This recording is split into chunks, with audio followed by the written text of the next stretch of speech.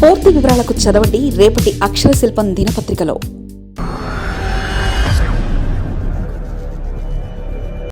ముగ్గురులో జూబ్లీహిల్స్ కింగ్ ఎవరు? ముగ్గురికి ఇది సవాల్ పోరాటం. ఉప ఎన్నిక 3 పార్టీలకు చెందిన ముగ్గురు ముఖ్య నేతలకు సవాల్గా మారిందట.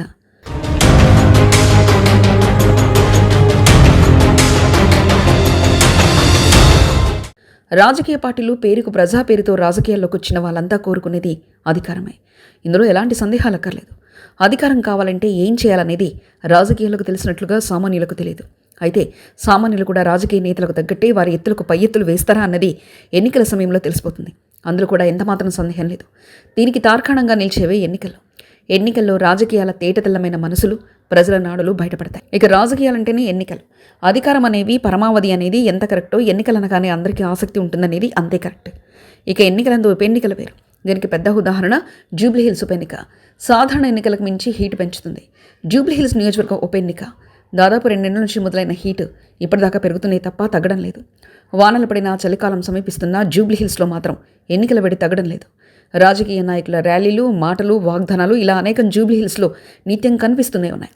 ఇక ఎన్నికల్లో చాలా కీలకమైంది గెలుపు. ముగ్గురు నేతలకు అది ఇప్పుడున్న పరిస్థితుల్లో సవాల్గా మారి ఉందట. జూబ్లీహిల్స్ నియోజకవర్గం ఉప ఎన్నిక 3 పార్టీలకు చెందిన ముగ్గురు ముఖ్య నేతలకు సవాల్గా మారింది. తెలంగాణ ముఖ్యమంత్రి Revanth Reddy, BRS working president KTR, కేంద్ర మంత్రి కిషన్ రెడ్డిలకు ఈ ఎన్నికల ఫలితాలు ఖచ్చితంగా వారి నాయకత్వంపై ప్రభావం చూపుతుంది. ఇందుకోసం ఎన్నిక కోసం కాళ్లకు బలపం కట్టుకుని మరీ జూబ్లీహిల్స్ నియోజకవర్గంలో తిరుగుతున్నారు. ఈ ఎన్నికల్లో వ్యక్తిగత విమర్శలతో పాటు పార్టీలు ప్రభుత్వ పనితీరుపై కూడా పెద్ద ఎత్తున ఆరోపణలు చేస్తుండడంతో ఎన్నికకు సంబంధించి హీటు పెరుగుతుంది. ఎన్నికల ప్రచారానికి మరో 3 రోజులు మాత్రమే సమయం ఉండడంతో ఇక అన్ని పార్టీలు ప్రచారాన్ని ఉధృతం చేశాయి. ముఖ్యమంత్రి రేవంత్ రెడ్డి పరిపాలనపై రెఫరెండంగా భావించాలని బీఆర్ఎస్ గట్టిగా ఎన్నికల ప్రచారంలో చెప్తుంది. గత 2 ఏళ్ల నుంచి ఆయన పనితీరుకు ఎన్నికలకు అద్దం పడుతున్నాయని అంటున్నారు.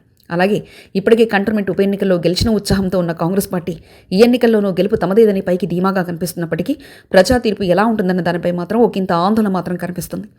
2 ఏళ్లలో గత ఎన్నికల సందర్భంగా ఇచ్చిన హామీలను అమలు చేయలేదని, అనేక హామీలను తుంగలోకి తొక్కారని, కేసీఆర్ హయాంలో జరిగిన హైదరాబాద్ అభివృద్ధిపై చర్చకు ఎక్కడికైనా సిద్ధమని బీఆర్ఎస్ సవాల్ విసురుతుంది. ఈ ఎన్నికల ఫలితంతో కాంగ్రెస్ పార్టీలో అంతర్గత సమస్యలు కూడా సమసిపోతాయని రేవంత్ రెడ్డి భావిస్తున్నారు.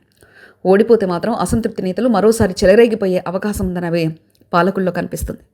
అదే సమయంలో బీఆర్ఎస్ వర్కింగ్ ప్రెసిడెంట్గా బాధ్యతలు చేపట్టిన తర్వాత జరుగుతున్న ఎన్నిక కావడంతో ఆయన నాయకత్వం, పనితీరుపై కూడా ఎన్నికల ఫలితాలు ప్రభావం చూపుతాయని అంటున్నారు. ఇప్పటికే పార్టీ అధినేత కేసీఆర్ బయటకు రాకపోవడంతో కేటీఆర్ ఒకరే ఉప ఎన్నిక ప్రచారాన్ని తన భుజస్కంధాలపై వేసుకుని ముందుకు సాగుతున్నారు. అభ్యర్థి ఎంపిక విషయంలో కూడా కేటీఆర్ మాట చెల్లుబాటైంది. ఈ ఎన్నికల్లో గెలిస్తేనే రాష్ట్రంలో అన్ని నియోజకవర్గాల్లో నాయకులు యాక్టివ్ అవుతారని భావిస్తున్నారు. అదే ఓటమి పాలైతే మాత్రం ఈ ఎన్నిక తర్వాత పార్టీ కేడర్ మరింత నిరాశలోకి వెళ్లే అవకాశం ఉంది. అందుకే కేటీఆర్ ఎన్నికలను ప్రతిష్టాత్మకంగా తీసుకొని ప్రచారాన్ని ముమ్మరం చేస్తున్నారు. బీజేపీ నేత కేంద్ర మంత్రి కిషన్ రెడ్డి కూడా జూబ్లీహిల్స్ ఉప ఎన్నిక ఒక ఛాలెంజ్ అని చెప్పాలి. ఆయన అభ్యర్థి విషయంలో తన మాట చెల్లుబాటు చేసుకున్నారు. దీంతో అభ్యర్థి దీపక్ రెడ్డిని గెలిపించుకోవాల్సిందిగా బాధ్యత కిషన్ రెడ్డిపై పడింది. దీంతో కేంద్ర మంత్రిగా ఉండి గల్లీ తిరుగుతూ ప్రచారంలో ముమ్మరంగా పాల్గొంటున్నారు. రాజాసింగ్ వంటి నాయకులు ఇప్పటికీ ఎన్నికపై విమర్శలు చేశారు. అభ్యర్థి ఎంపికతో పాటు తనను గెలిపించుకునే బాధ్యత కూడా కిషన్ రెడ్డికి ఓ సవాల్గా తీసుకుని ప్రచారాన్ని నిర్వహిస్తున్నారు. ప్రతి ఇంటి గడపకు వెళ్లేలా బీజేపీ శ్రేణులను సమాయత్తం చేశారు.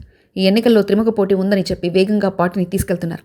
దీంతో ఈ ఉప ఎన్నిక ముగ్గురులో ఎవరికి పార్టీ నాయకత్వ పరంగా క్రేజ్ను పెంచుతుందనేది ఆసక్తికరంగా మారింది. మరిన్ని కథనాల కోసం సబ్స్క్రైబ్ చేసుకోండి మీ అక్షర శిల్పం. పూర్తి వివరాలకు చదవండి రేపటి అక్షర శిల్పం దినపత్రికలో.